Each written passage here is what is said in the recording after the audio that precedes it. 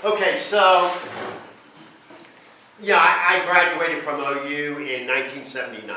Okay, computer science, electrical engineering, and I'm not going to go through the whole story about that. But what I'm going to talk about was a year and a half ago, right before COVID hit really hard in February of 2020. I met some of my fraternity brothers who went to OU basketball game. I think they're playing Iowa State. I don't know their name. We were talking more than we were watching the game. I don't even remember who won because it was like a reunion. I hadn't seen these guys in over 41 years. And so we started telling all the stories in the OU senior yearbook. There was a picture of our fraternity, and there's like these couples, right, all around, being very, very nice. And then there's me throwing out like this. You know? I forgot totally about that, and when my fraternity brothers opened it up, and I go, I remember that. You know, I was 3 sheets in the winds, and I wanted to get in the picture, right, and I just threw myself on there. So anyway, this story doesn't involve me. It involves a couple guys in my fraternity. And, you know, for you guys that haven't been in a fraternity, my fraternity was like Animal House with John Belushi. If you've never seen that movie, you young guys, you need to see it. It is a hilarious movie. Just a bunch of, I'm going to call them misfits. I mean, you have, you know, these regular guys that would be in fraternities and guys that don't belong in the fraternities, and just kind of this wide range of individuals and diversity, which is what I see as Souls Harbor. I mean, that's what we are. I'll never forget, kind of deviate to the story.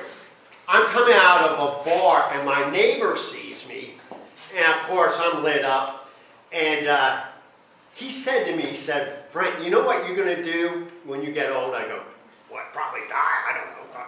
He goes, no, what you're going to be is probably going to be a house dad for a fraternity. And I go, you know what? That would be my job, right? Being in a fraternity that parties all the time, and then be in charge of these you know, 19, 20-year-olds, and just party I go, you know what? I got to look into that when I retire. But instead, I'm the house dad here, right? But we don't drink, but we still have fun.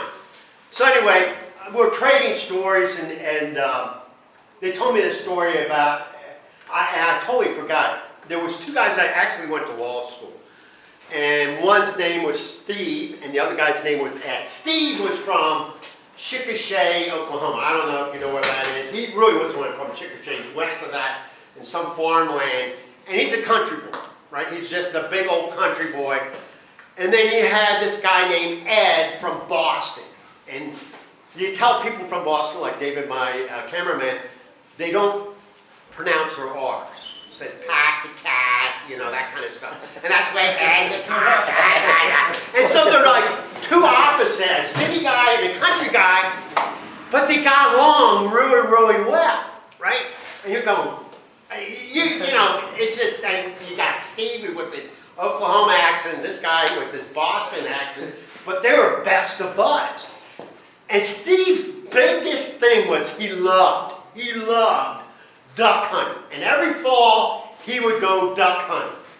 And Ed never shot a gun, Nick wasn't interested, but because of their influence, is that Steve convinced Ed to go out to the shooting range and shoot some skeet shoot, right? So they going out there, you know, and they're practicing, and Ed's, you know, kind of holding. So Steve's showing them how to do it, and they got the clay pigeons going, and Ed would do something like this, you know, and he'd go, no, you never point the gun down, you always pointed it up, and then shit like that, you know. Don't do a Dick Cheney on me, you know. But so finally Ed got a hang of it after a couple, you know, 2 or 3 nights out there with the clay pigeon. And finally, it was the day. The day that Steve and Ed were going to go officially duck hunting out near western Oklahoma. And it's duck season. They got their license. They got everything. And so Steve and Ed go out in Steve's pickup truck, and go out there, and they're shooting, and Steve's doing, Steve's like a pro, like, boom, there's a duck, boom. And Ed's just, he's just shooting in the air. And then Ed goes, boom, and he got lucky. And he hit the duck, and the duck's like, and so Ed's like, and it's off in the distance, Ed's running after that duck, right? And it's like, he'd never done this before. Yeah. And it was just like, wow, what a excitement. And so, what's going through Ed's mind is, I'm going to get this thing framed, right? And so Ed goes to the farmland where they're shooting, and there's a farmer. And guess what the farmer's holding? The duck. The duck. And Ed goes, that's my duck, that's my duck. And the farmer goes, no, this is my land, so this is my duck. Right? That's the way this works. And so Ed is getting a little pissed off at this because that's his duck. He was going to show all his buddies in Boston, I was in Oklahoma, I shot the duck and all this other shit, going through his head and stuff. And so the farmer goes, you know what? You know how we settle things here in Oklahoma? We have a contest. And this is going to be our contest. And it's like, and this farmer, you know how guys in farmland, they aren't fat, they're just built. Like fire trucks, right? I mean, this guy's like 6'1", 260 pounds. They aren't fat because they're hauling hay, dealing with cattle and all that shit, right? And that's a workout. You can't be some little scrawny little thing like Ed, right? He said, so this guy, the farmer, says, this is how we're going to settle this. We're going to have a shit kicking contest. What the hell is that? And he goes, well, this is what we're going to do. The farmer says, I have the duck, and what we're going to do is I get to kick you in the nuts. And then you get to kick me in the nuts. And we do this till one of us screams, uncle. Right? And whoever screams uncle doesn't get the duck. The other guy gets the duck. So Ed's thinking, shit, I really want this freaking duck. I want it so bad. And so he said, you know what? Go ahead. Now, what Ed did realize, they found out later about this farmer, was back in the 70s, early 70s, he held the high school record for field goals. 48 yards. And this ain't soccer style. This is straight on, boom, kind of kick, right? So the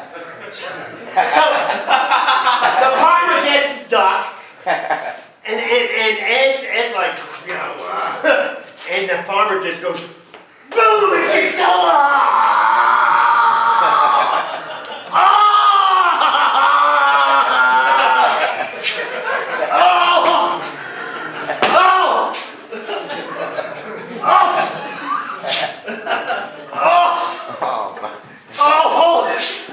You ever been kicked in the nuts before? Not by a field goal.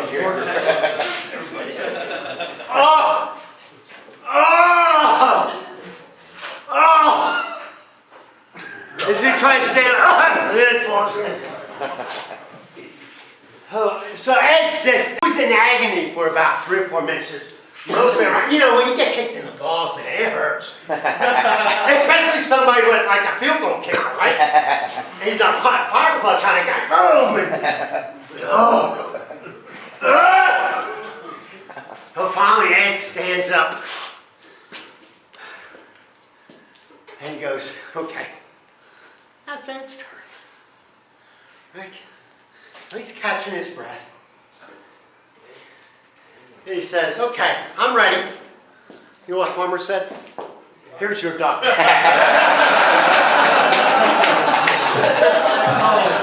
you go, what the hell does that have to do with recovery, right? Or that duck is the drink, the drug, the pills, whatever. And we're chasing it, and we want it so bad we'll go to any length to do that, right? And we'll get humiliated, we'll get our balls kicked in and the whole 9 yards just to get that duck. So anyway, hopefully you guys enjoyed that story, and Dave's gonna put it on